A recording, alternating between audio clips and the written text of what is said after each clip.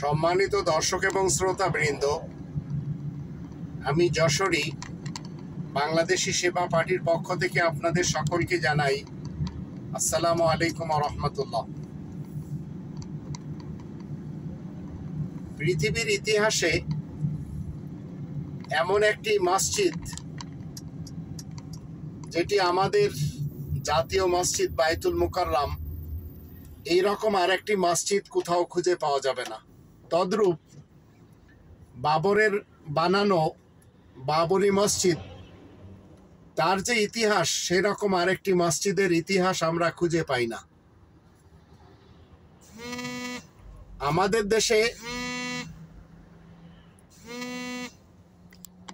এই যে বাইতুল মুকাররম মসজিদ, এই মসজিদের ইতিহাস আমরা দেখি, এখানে এমন কিছু কর্মকাণ্ড এই মসজিদের সাথে হয়েছে এবং হতেই চলে গেছে যে এখানে আমরা যখন যে দেখি তখন আমরা দেখতে পাই যে এই মসজিদের দেয়ালে কতগুলি হাজার হাজার গুলির দাগ।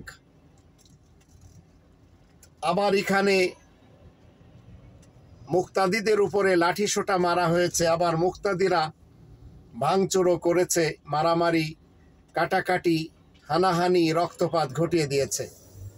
এই মসজিদটির নাম হচ্ছে বাইতুল মুকাররম। কোরআনের 2 নম্বর সূরা আল বাকারা এর 114 নম্বর আয়াত থেকে আমরা জানতে পারি পৃথিবীতে তার থেকে বড় অপরাধী আর কেই বা হতে পারে যে কিনা আল্লাহ তাআলার মসজিদে গন্ডগোল বাধায়। ওমান আযলামু মিম্মান মানা মাসাজিদ আল্লাহ আন ইউযকারা ফিহা ইসমুহু ওয়া সাআ ফি খারাবিহা। ওয়া সাআ ফি খারাবিহা, মসজিদ ধ্বংস করার জন্য, মসজিদের কার্যক্রমকে ধ্বংস করার জন্য যারা চেষ্টা সাধনা করে, আল্লাহ বলেন তার থেকে অপরাধী আর কেই বা হতে পারে। আবার যে সকল নামাজিরা সেখানে নামাজ পড়তে যে সেখানে রাজনীতির ইস্যু নিয়ে, রাজনীতি বনাম দুর্নীতির ইস্যু নিয়ে রক্তপাত করে, সেই মসজিদটিও এই বাইতুল মুকাররম। ঠিক ভারতে সম্রাট বাবরের বানানো মসজিদটি ভেঙে সেখানে রাম মন্দির করা হয়েছে, এরকম আরেকটি ইতিহাস পাওয়া মুশকিল। তদ্রূপ বিশ্ব ইজতেমার যে মাঠ আমাদের দেশে রয়েছে টঙ্গী, 2018 সালে সেখানে আমরা দেখলাম। জাতি হিসেবে আমি সত্যিই লজ্জিত যে সেখানে সাদ গ্রুপ এবং জুবায়ের গ্রুপের যে রক্তক্ষয়ী যুদ্ধ হয়েছিল, এই যুদ্ধ দেখে এগুলি যখন আমরা কারবালার ইতিহাসে নিয়ে যাই, জঙ্গে জামালের ইতিহাসে নিয়ে যাই, জঙ্গে সিফিনের ইতিহাসে নিয়ে যাই, তখন আমরা দেখতে পাই এই মুসলমান শিয়া সুন্নি সালাফি সমাজ এরা এগুলি শিখেছে আরব ইতিহাসের মোহাম্মদ ইবনে আবদুল্লাহ ইবনে আব্দুল মুত্তালিব বিন হাশেমের কাছ থেকে। মনে রাখবেন, ওই লোকটি কোনো ক্রমেই মোহাম্মদুর রসুলুল্লাহ ছিল না। মোহাম্মদুর রসুলুল্লাহ সবসময় চলমান উপাধি, কোরআনের ভিতরে এটি বিদ্যমান।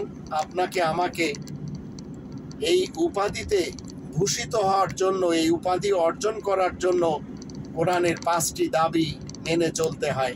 1 নম্বর দাবি কোরআনকে 100% বিশ্বাস করা।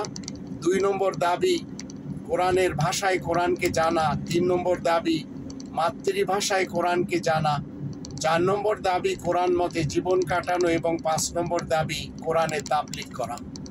তো একটি মানুষ যখন কোরআনের মোহাম্মদুর রসুলুল্লাহ ওয়া খাতামান নাবিয়িনকে ছেড়ে দেয়, তখন সে যখন ইতিহাসের মোহাম্মদ ইবনে আবদুল্লাহ ইবনে আব্দুল মুত্তালিব বিন হাশেমের ফুট স্টেপে চলে যায়, তখন গণ্ডগোল বাধায়, রক্তপাত করে। সে একটু দেখে না এটা মসজিদ, না এটি উপাসনাগার, না এটি একটি ইজতেমার মাঠ, এগুলি আর দেখে না। ঠিক একই কায়দায় ইমাম খোমেনির পক্ষ থেকে আমরা জানি 1979 সালে মক্কাতে মসজিদুল হারামে 30,000 তার দেশের হাজিরা যে রক্তপাত ঘটিয়েছিল, যদিও একজনও ফেরত আসতে পারেনি। তো এ ধরনের ইতিহাস আমরা ইতিহাসের মোহাম্মদ ইবনে আবদুল্লাহ ইবনে আব্দুল মুত্তালিব বিন হাশিম থেকে খুঁজে পাই। কারবালার ইতিহাস আমরা সবাই জানি, ইহুদের ইতিহাস, বদরের ইতিহাস, হুনাইনের ইতিহাস, আহজাবের ইতিহাস, এগুলি সব রক্তপাতের ইতিহাস। তো আমরা বাংলাদেশিরা মোহাম্মদুর রসুলুল্লাহকে ছেড়ে যখন মোহাম্মদ ইবনে আবদুল্লাহর পিছনে চলে যাই, তখন আমরা কথায় কথায় রক্তপাত ঘটিয়ে দিই। আর বাইতুল মুকাররমে ঠিক একই কাজ কন্টিনিউ হয়ে আসছে, আর খুনি হাসিনার যুগে একটু বেশি হয়েছে। এই মসজিদের খতিব যারা, কেউ খুনি হাসিনার পা চেটেছে, কেউ খুনি খালেদার পা চেটেছে। আবার আপনারা জানেন একজন নাস্তিক লেখিকা, তাকে সহ্য না করতে পেরে এই মসজিদের খতিব ওবায়দুল হক, তিনি কিনা তাসলিমা নাসরিনের মাথার দাম 50,000 টাকা রেখেছিলেন। ওদিকে ইমাম খোমেনি $30 লক্ষ রেখেছিলেন সালমান রুশদির মাথার দাম। এগুলি ইসলামের শিক্ষাতে নেই। ইসলামের শিক্ষাতে এটিও নেই যেটি আমাদের দেশের হিফাজত নেতা মামুনুল হক গলা ফাটিয়ে বলে, যে তার যে কাল্পনিক রসুল, কাল্পনিক মোহাম্মদ, তার বিরুদ্ধে সে একটি কথা শুনতে রাজি না। অথচ বিশেষ বার্তাবাহক নবীর ব্যাপারে যদি কেউ কটাক্ষ করে, যদি কেউ গালিগালাজ করে, তাকেও কিনা আল্লাহ বলছেন আমি নিজেই শাস্তি দেব, যেটি আমরা 9 নম্বর সূরা আর তাওবার 61 নম্বর আয়াত থেকে খুঁজে পাই। তাহলে এই হিফাজতের মামুনুল হকের এই গলা ফাটিয়ে চিল্লানোর কোনো প্রয়োজন নেই। কিন্তু এগুলি কখন করে একটি মানুষ? তখনই করে যখন তার অনুসারীরা তার সব কথাগুলিকে সত্য মনে করে। ইসলাম আমাদেরকে তদন্ত করতে বলে। কেউ যদি কোনো খবর নিয়ে আসে, তাহলে সেটিকে তদন্ত করার জন্য ইসলাম হুকুম দেয়।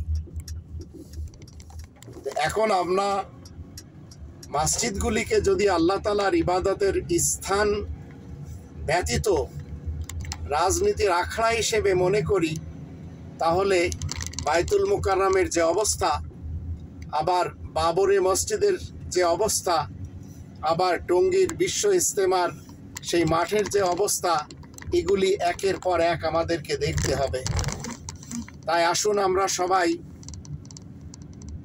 72 নম্বর সূরা আল জিন এর 18 নম্বর আয়াত মতে মসজিদের যে পবিত্রতা আল্লাহ বলে দিয়েছেন, সেটি হলো ওয়া আন্নাল মাসাজিদা লিল্লাহ।